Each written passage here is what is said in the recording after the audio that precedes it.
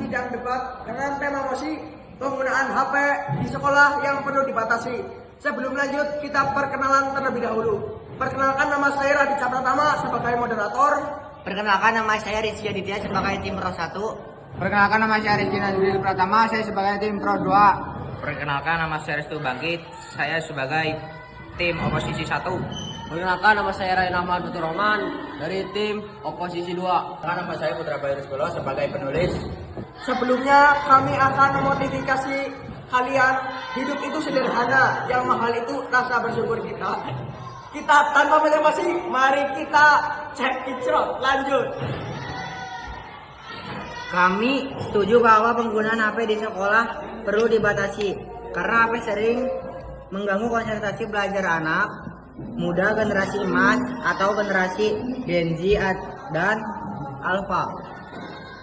Banyak juga siswa justru membuka media sosial atau bermain game saat pelajaran berlangsung, yang justru mewujudkan penghambat dan memengaruhi pemikiran yang negatif, yang membuat anak muda itu bukan menjadi generasi emas, melainkan generasi cemas. Hal itu bisa dijadikan tanda tanya. Selain itu, pembatasan HP dapat mengurangi resiko penyalahgunaan seperti mencontek saat ujian atau merekam tanpa izin yang justru merugikan bagi kebaikan dirinya sendiri maupun orang lain. Meskipun begitu, jika kita berpikir dengan logika dan juga pikiran bahasanya, jika dia benar-benar memakai otaknya dalam berpikir, bertindak dan melakukan sesuatu, itu jadi penghalang bagi berkembangnya siswa dan generasi emas di masa ini. Kami tidak setuju, HP justru bisa menjadi alat bantu belajar dan jika digunakan dengan benar, maka kita bisa membangun. Setuju, HP justru bisa menjadi alat bantu belajar dan jika digunakan dengan benar, maka kita bisa membangun masa depan yang lebih maju dengan kemampuan SDM. Sumber daya manusia semakin maju dan semakin maju di era kini dan yang akan datang. Banyak ilmu yang bisa diakses dan dilihat, didengar melalui media sosial untuk menambah wawasan siswa agar bisa meningkatkan sumber daya manusia sebaik mungkin.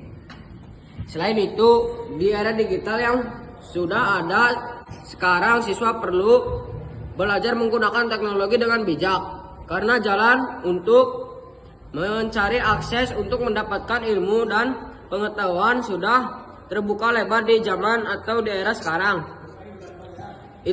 Sekarang itu lebih mudah dibandingkan dengan zaman dahulu karena manusia akan selalu berkembang dan mampu beradaptasi seiringnya waktu.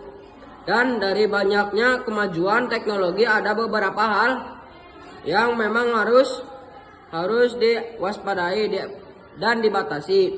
Di antaranya yaitu batasan pengguna dan akal hati nurani mereka. Karena apa?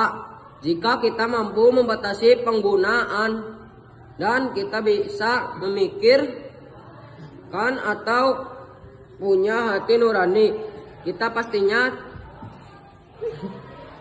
tidak akan kebablasan atau tidak melampaui batas yang ada. Oke, debat pertama kali ini sangat seru sekali. Tepuk tangannya dulu. Mari kita masuk ke sesi sanggahan. Memang HP sangat dibutuhkan di era digital ini dan bisa membantu belajar, tetapi kenyataannya HP di tangan orang yang salah lebih banyak digunakan untuk hal di luar pembelajaran. Tepatnya siswa menjadi lebih bodoh dan kemampuan berpikir kritis. Siswa menjadi lebih bodoh dan kemampuan berpikir kritis mereka sangat turun drastis.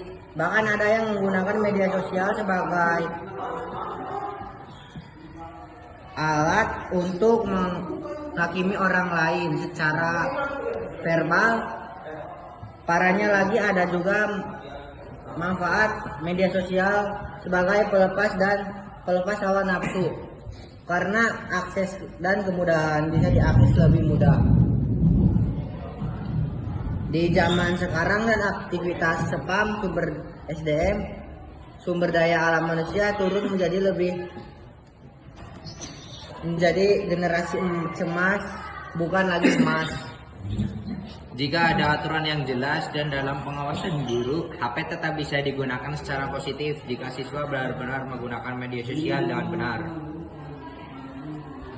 Kesimpulannya, kami berpendapat bahwa pembatasan HP sangat dianjurkan agar suasana belajar lebih kondusif dan mampu berpikir kritis dengan sangat baik. Sangat menegangkan sekali karena dengan diadanya debat pendek seperti itu, setidaknya kita tahu manfaatnya dan kita bisa mengevaluasi diri kita sendiri agar bisa membatasi diri kita dari teknologi yang serba mudah ini. Dan dari debat ini juga kita belajar bahwa setiap masalah memiliki sudut pandang yang sangat berbeda-beda. Kita belum tahu apa yang ada di dalamnya sebelum kita menjadi orang lain. Dan karena itu kita harus mencari experience kita, pengalaman kita pada saat waktu sekarang ini. Karena ada pepatah mengatakan time is money, waktu adalah uang. Dan kita sangat setuju jika kita sudah tua nanti, kita akan paham bahwa yang mahal bukanlah uang ataupun emas, tetapi adalah waktu, di mana saat ketika kita sudah dalam keadaan sakaratul maut, bukan lagi harta yang kita cari, melainkan doa dari anak-anak soleh kita nanti, dan juga tidak ada penyesalan ketika kita meninggal dunia, dikarenakan waktuku sudah saya habiskan dengan tenang dengan keluarga saya, dan sekarang mungkin ini waktu saya akan pergi dari dunia yang engkau ciptakan ini. Aku ikhlas dan aku pergi ke tempat asal, dan ini waktu-waktunya bagi saya untuk menjalankan sesuatu yang pasti semua orang alami, yaitu kematian. Dan terima kasih sudah mendengarkan maupun menonton. Kami pamit undur diri, jaga kesehatan kalian. Sampai jumpa. Wassalamualaikum.